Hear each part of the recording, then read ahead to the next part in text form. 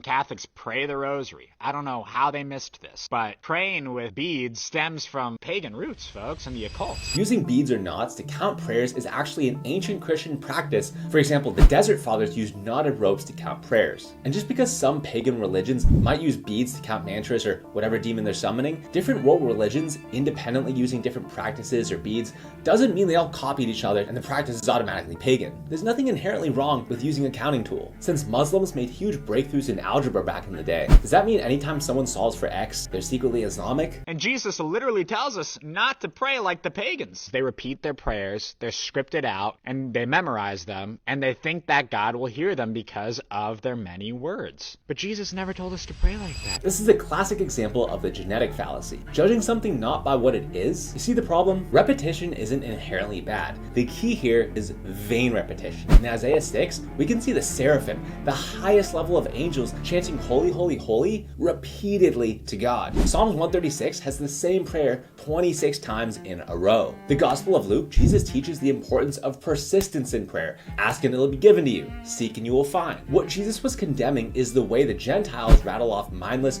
repetitive prayers as an attempt to appease their pagan gods. Even Jesus himself in the Garden of Gethsemane prayed to the Father repetitively. Does this man believe it's wrong to recite prayer? That's what God told the Levitical priests to do. That's what Jesus did. And that's why Jesus instructed us to do, giving us the Our Father prayer. Last, repetition isn't about sheer quantity. Just keep asking for God, and once you hit a magic number, he'll answer. Rather, it's about entering more deeply into meditation, training your heart, and aligning yourself to the will of God.